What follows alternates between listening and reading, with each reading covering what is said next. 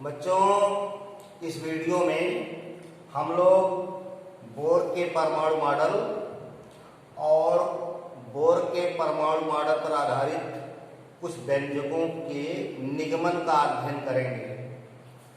Bohr's atomic model, bore का परमाणु model,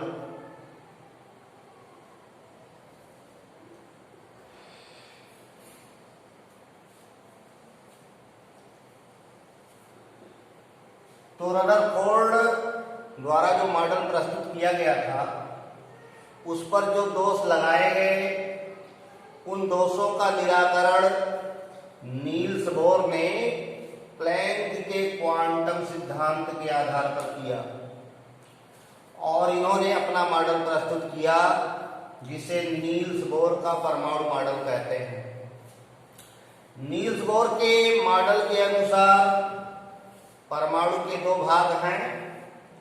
एक परमाणु के केंद्र में स्थित सूक्ष्मतम भाग जिसे परमाणु का नाभिक कहते हैं, और नाभिक के बाहर बहुत सारी वृत्ताकार कक्षाएं, सर्कुलर ऑर्बिट्स हैं, उसमें इलेक्ट्रॉन नाभिक की परिक्रमा करते रहते हैं। तो परमाणु का नाभिक है धनावेशित नाभिक, और नाभिक के चारों ओर बहुत सारी सर्कुलर ऑर्बिट्स हैं, वृत्ताकार कक्षाएं हैं। इन्हीं कक्षाओं में इलेक्ट्रॉन घूमते हैं।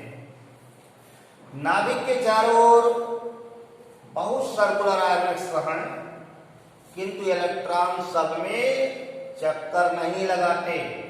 नाभिक की परिक्रमा सभी कक्षाओं में नहीं करते। कुछ अस्थायी कक्षाओं में इलेक्ट्रॉन बिना ऊर्जा का उत्सर्जन या अवशोषण किए घूमते हैं। जिन कक्षाओं में, जिन ऑर्बिट्स में इलेक्ट्रॉन घूमते हैं, उनमें उनका कोणीय संवेग, एंगुलर मोमेंटम h/2 पाई का पूर्ण गुणज होता है। तो बोर की जो अस्थायी कक्षाएं हैं उसमें कोणीय संवेग, एंगुलर मोमेंटम MBR h/2 पाई का इंटीग्रल मल्टीपल होगा h/2 पाई का 1 गुना 2 गुना 3 गुना 1 2 3 4 5 6 ऐसे अनंत तक। तो ऐसी कक्षाओं को अस्थायी कक्षाएं कहते हैं। अस्थायी कक्षाओं में घूमते समय इलेक्ट्रॉन ऊर्जा का ना तो उत्सर्जन करता है और ना ही अवशोषण करता है। तो अस्थायी कक्षाओं के लिए कोणीय संवेग, एंगुलर मोमेंटम h/2 पाई का पूर्ण गुणज होता है। ऐसी कक्षाओं को अस्थायी कक्षाएं कहते हैं। ऊर्जा का उत्सर्जन या अवशोषण तभी होता है जब इलेक्ट्रॉन एक अस्थायी कक्षा से दूसरे अस्थायी कक्षा में कूदता है। दो ऊर्जा स्तरों के ऊर्जा का अंतर hν, डेल्टा E = hν, या delta E = hc/λ। h Planck constant है, न्यू ये न्यू है frequency of light, c velocity of light, lambda wavelength है। तो ये फोटॉन की ऊर्जा है। ऊर्जा क्वांटाइज्ड होती है। प्लैंक के सिद्धांत में बताया गया है कि ऊर्जा पैकेटों के रूप में होती है, और एक पैकेट को फोटॉन कहते हैं, और एक फोटॉन की ऊर्जा hν के बराबर होती है। तो ऊर्जा का उत्सर्जन या अवशोषण पैकेटों के रूप में होता है, फोटॉनों के रूप में होता है। और जब इलेक्ट्रॉन एक अस्थायी कक्षा से दूसरे अस्थायी कक्षा में कूदता है तभी ऊर्जा का उत्सर्जन या अवशोषण होता है।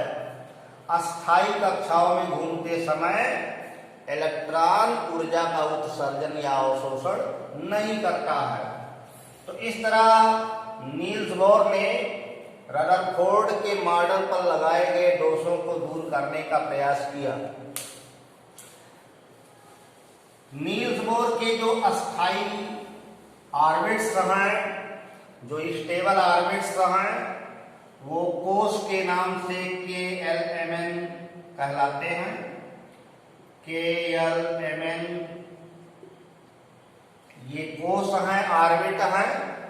नाभिक के जो समीप ऑर्बिट है, इनर पार्ट है, वो कर्नल कहलाता है। इसलिए के से शुरू किया गया है, KLMN। ये सब कोष हैं और इन कोषों के लिए n का मान या आगे पढ़ा जाएगा मुख्य क्वांटम संख्या का मान 1, 2, 3, 4 होता है। तो बोर्स के जो पास्टुलेट्स हैं, बोर्स के जो सिद्धांत हैं, उस आधार पर हाइड्रोजन परमाणु के प्रकाशीय स्पेक्ट्रम की व्याख्या आसानी से की जा सकी। अब नील्स बोर के मॉडल के आधार पर कुछ व्यंजक प्राप्त किए जाते हैं, जैसे बोर ऑर्बिट की त्रिज्या क्या है, जिस ऑर्बिट में इलेक्ट्रॉन घूमता है वो निश्चित ऑर्बिट है, नाभिक से उसकी कितनी दूरी है, ये गणना, इलेक्ट्रॉन की ऊर्जा क्या है, इलेक्ट्रॉन किस वेग से चल रहा है, ये सारी गणनाएं बोर द्वारा प्रस्तुत मॉडल के आधार पर की जाती हैं। तो हम लोग बोर रेडियस, जो बोर के ऑर्बिट का रेडियस है, उसकी गणना कर रहे हैं। कैलकुलेशन ऑफ रेडियस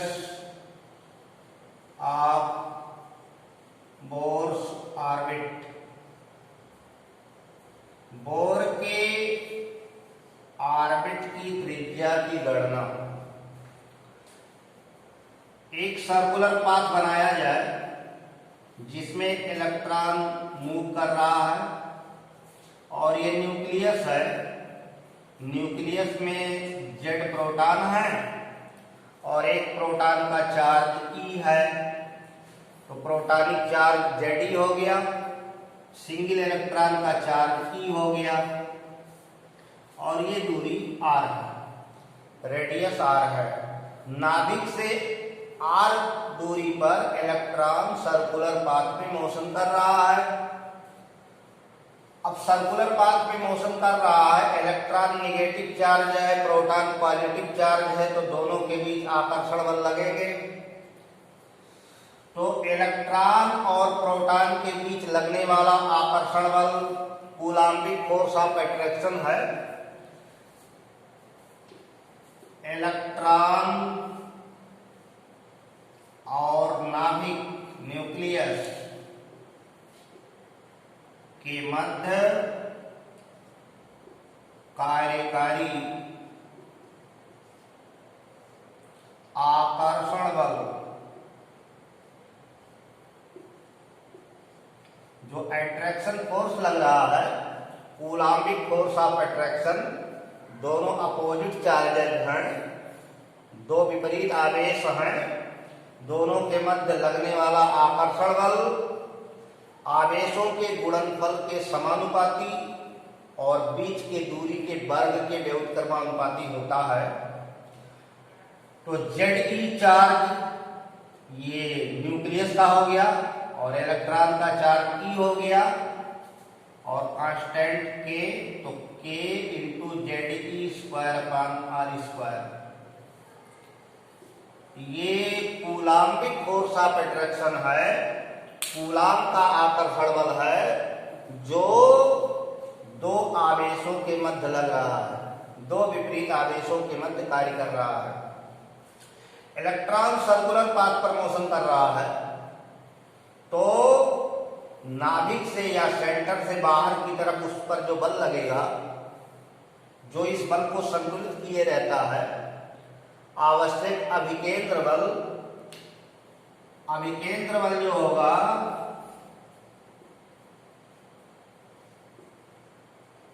वो mv²/r है। ये दोनों बल एक दूसरे के बराबर होते हैं और संतुलन की अवस्था में इलेक्ट्रॉन परिक्रमा करता है।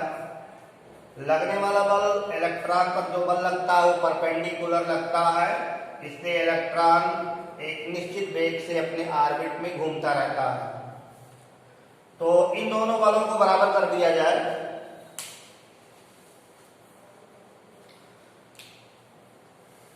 के constant K Z E square upon R square equal to M B square upon R. ये आर इस स्क्वायर से कट गया,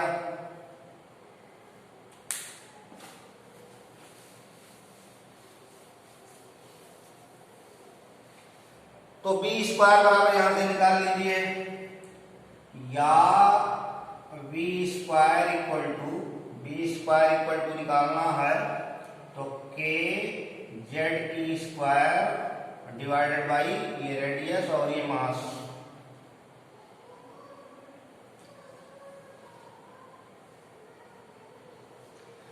के कांस्टेंट है, Z atomic number, E charge है, R radius of Bohr orbit और M mass of electron moving particle, electron move कर रहा है उसका मास एम है। अब जो है बोर्स ने कहा है कि जो अस्थायी कक्षाएं हैं जिसमें इलेक्ट्रॉन चलता है उसमें उसका एंगुलर मोमेंटम कोणीय संवेग h/2 पाई का पूर्ण गुणज इंटीग्रल मल्टीपुल 1 गुना 2 गुना 3 गुना 4 गुना। तो बोर पास्टुलेट से, बोर सिद्धांत से कोणीय संवेग, angular momentum mvr equal to nh/2 pi, H Planck constant है। यहां से b इक्वल टू निकालिए, या b equal to nh divided by 2 pi M R, दोनों तक स्क्वायर कर दिया जाए, या B square equal to N square H square divided by 4 pi square M square R square. ये इक्वेशन नंबर 4 मान लीजिए।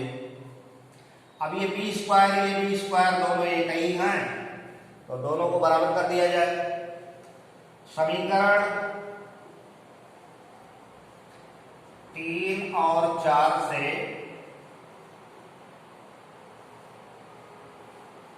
दोनों को इक्वल कर दिया जाए तो आएगा K Z E square divided by R M equal to N square H square बटे 4 pi square M square R square. अब रेडियस आपको मिल जाएगा, ये आर कैंसिल, एक एम कैंसिल, तो रेडियस इक्वल टू यहां से निकाल दिया जाए, तो radius of Bohr orbit, Bohr कक्षा की त्रिज्या आर बराबर रेडियस आर इक्वल टू, ये आर बराबर निकाला जाएगा तो N square H square divided by 4 pi square M K Z E square. यह एक इक्वेशन हो गया, इसी से गणना किया जाएगा बोर ऑर्बिट की त्रिज्या क्या है, रेडियस ऑफ बोर ऑर्बिट क्या है। इसमें कुछ कांस्टेंट दिख रहे हैं जिनके कांस्टेंट मान है, जहां एच प्लेन कांस्टेंट है, इसका मान कांस्टेंट होता है, एम मास ऑफ इलेक्ट्रॉन है, ये भी कांस्टेंट वैल्यू है, के कांस्टेंट है, जेड एटॉमिक नंबर और ई चार्ज है, इलेक्ट्रॉनिक चार्ज है। तो इसमें H पाई एम के ये जो चार्ज है ये कांस्टेंट है। एटॉमिक नंबर बदल सकता है और यंग सेल नंबर बदल सकता है। तो इसमें आप इनके मान पुट कर दीजिए, ये मान पुट कर दीजिए। तो मान पुट करने पर आपको मिलेगा रेडियस आर न्यूमेरिकल वैल्यू में मिलेगा। उपरोक्त समीकरण में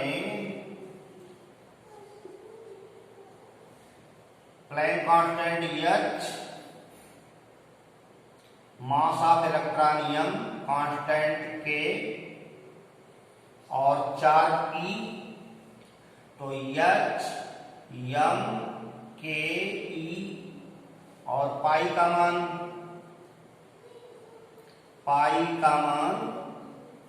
रखने पर, तो रखकर कैलकुलेशन करेंगे तो रेडियस R इक्वल टू आएगा 5.29 गुणे 10⁻11 और वेरिएबल यानी स्क्वायर है और Z ये बदल सकते हैं। तो इनके मान बदलने वाले हैं इतना मीटर। तो ये बोर ऑर्बिट की त्रिज्या की गणना करने का फार्मूला है 5.29 गुणे 10⁻11 यानी स्क्वायर बटे Z। अब n की वैल्यू सेल नंबर के अनुसार बदलेगी। जैसे पहला सेल K कहलाएगा तो K के लिए n की वैल्यू 1, ऐसे L M N के लिए क्रमशः 2 3 4 ये मान यहाँ रखे जाएंगे। और जिस एटम की बात करेंगे आप उसका एटॉमिक नंबर रखेंगे। जैसे हाइड्रोजन के लिए Z का मान 1 रहेगा, हीलियम की बात करेंगे तो Z का मान 2 रहेगा। तो इस फार्मूले से बोर ऑर्बिट की त्रिज्या आप निकाल सकते हैं, बोर रेडियस निकाल सकते हैं। यहां सेल नंबर रहेगा और ये एटॉमिक नंबर रहेगा।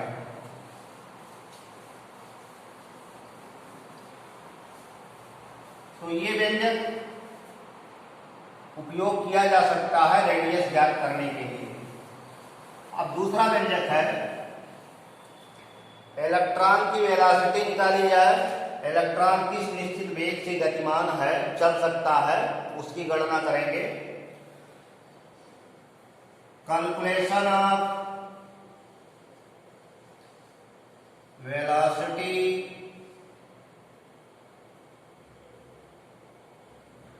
वेलोसिटी ऑफ इलेक्ट्रॉन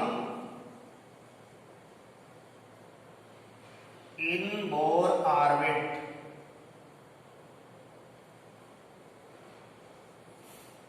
बोर की कक्षा में बोर के ऊर्जा स्तर में इलेक्ट्रॉन किस वेग से गतिमान है इसकी गणना हम लोग करेंगे। तो फिगर वही, ये एक सर्कुलर पाथ है, उसमें इलेक्ट्रॉन मूव कर रहा है, चल रहा है। यहां न्यूक्लियस है, उसमें Z प्रोटॉन और प्रोटॉनिक चार्ज E है और नाभिक से इलेक्ट्रॉन की दूरी R है। अभी हम लोग पहले गणना में व्यंजक बनाए थे velocity of electron v square, velocity का square equal to k ZE square divided by radius into mass of electron. इस इक्वेशन में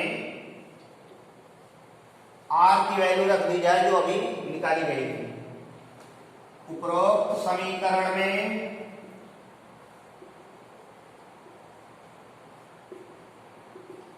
R equal to n square H square बटे k ZE square 4 pi square M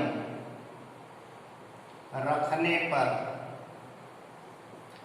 N square H square K Z square 4 pi square M मान इसमें put कर दिया जाए, या B square equal to K Z T square,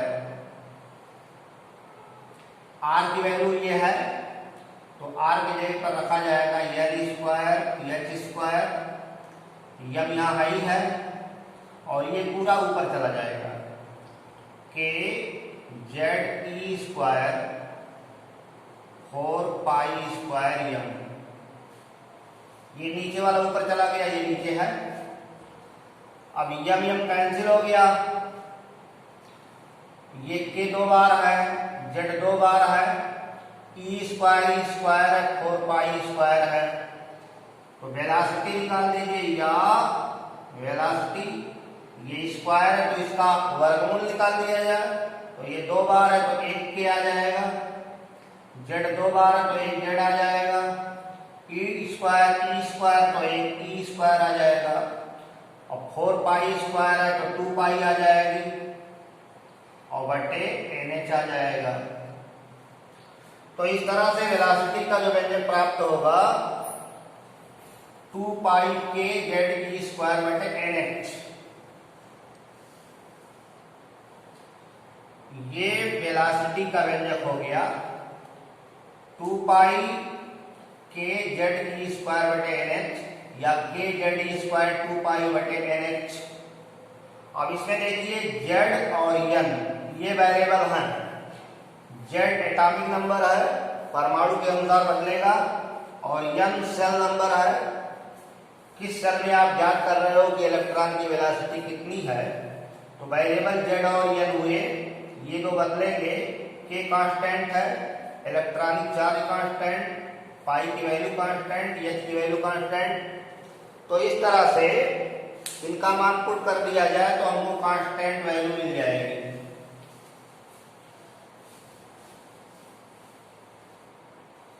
समीकरण 2 में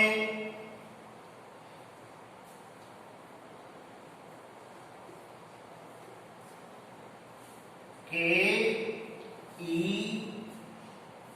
पाई और एच का मान रखने पर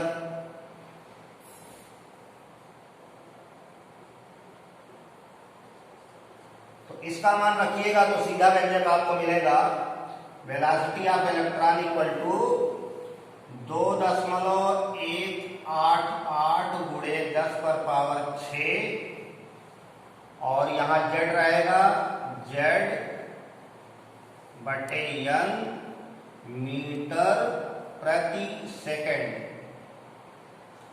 ये इलेक्ट्रॉन की चाल होगी, इलेक्ट्रॉन का वेग है, इस वेग से इलेक्ट्रॉन गतिमान है। किसी ऑर्बिट में आप इलेक्ट्रॉन के वेग की गणना कर सकते हो इस फार्मूले की सहायता से। बच्चों, इस वीडियो में हम लोग वेलोसिटी तक अध्ययन किए हैं, शेष अगले वीडियो में अध्ययन करेंगे। धन्यवाद।